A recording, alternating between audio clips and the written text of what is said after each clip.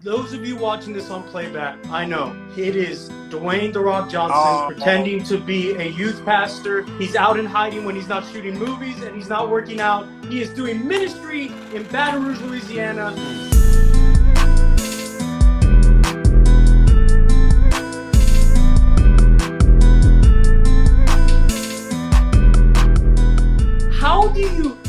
What are you noticing about this new gen?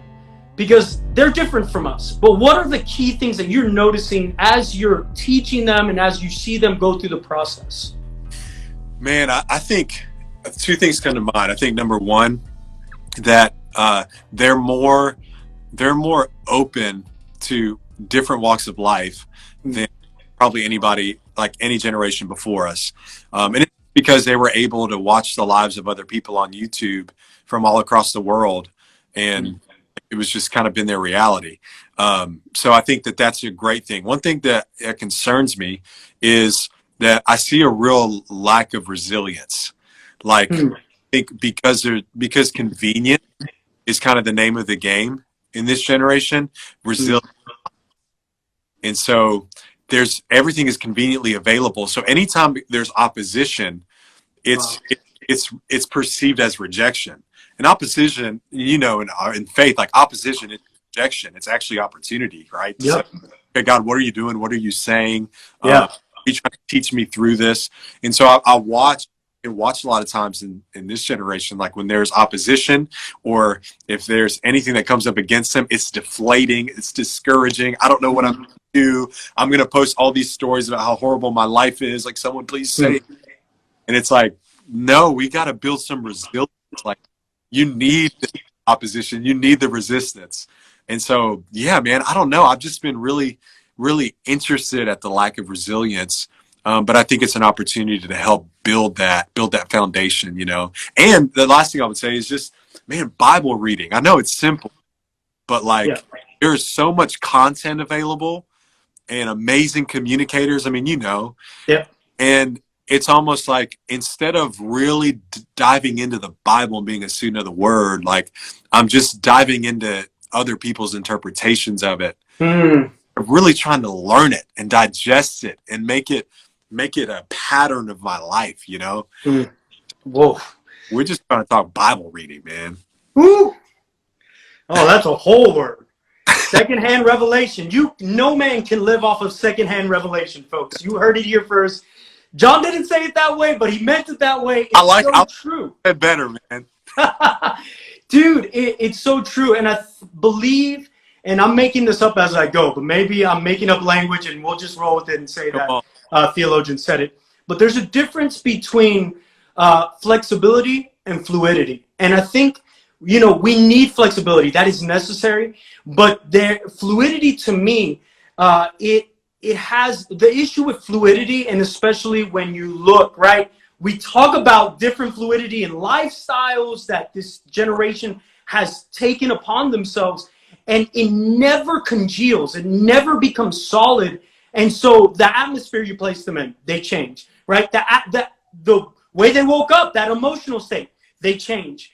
And flexibility is bending but not losing the essence of what the object is. Excellent. Yeah. And that's exactly what I hear from you. There's just kind of this, yes, we can be flexible and we're not going to be Bible thumpers and we're not going to beat people and say, this is just the way it is. We are all things to all people, but we are not going to participate and become the thing that they're doing. Excellent. That's fluidity. That's like, there's no difference between us now. There's no difference. I become the shape of who you are. And we're not supposed to conform to the patterns. Oh man, I'm starting to preach. John, this is about you. Okay. You're pulling this out of me. But how have you seen yourself combat that? Because that is my biggest frustration. I'm like, come on, guys. Like, no, don't. That's the oldest trick in the book. Don't fall for that. Come on, man. Maybe I've been here a little while, but like, don't fall for that. How have you been able to combat that or seen that progress in a young person's life? Well, I think trying to inspire people to the consistently mundane to really access like the supernatural. Yeah. And what happens is if it's like I want to go out there, signs, miracles, wonders. Great. That's what's our inheritance, right? As people who preach the gospel and have a desire to lead in the kingdom. However, like, it's cultivated in a relationship that's getting on my face, going before God, opening up his word. And so I think we try to access the power without the mundane, and we want it immediately. I want to get out there. I want to preach. I want to do this.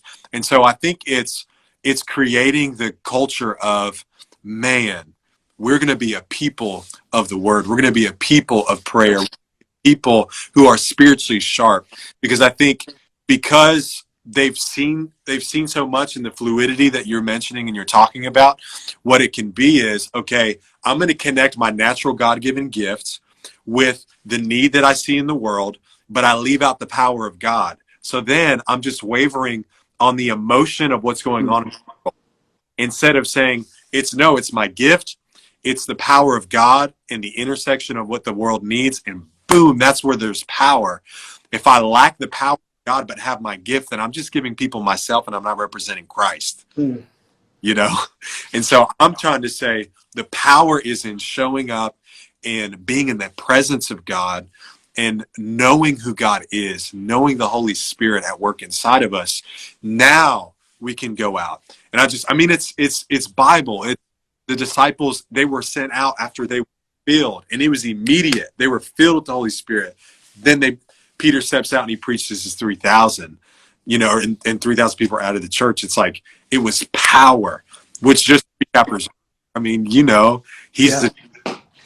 So he goes from denying to declaring in chapters, because of the Holy Spirit. And we start to deny ourselves, and we start to deny biblical principles if we don't have the power of the Holy Spirit. We don't position ourselves. Now I'm preaching, man, but go for it. Go. So I'm just about, hey, we've got to make it cool to be positioned to receive from God, to hear from God, not just to go do for God, because that's what we see. And it's almost like an illusion of every one of the top people that we're following. All we see is what they do for God. We don't see how they be with God. Woo! That is a word for everybody. Say that again.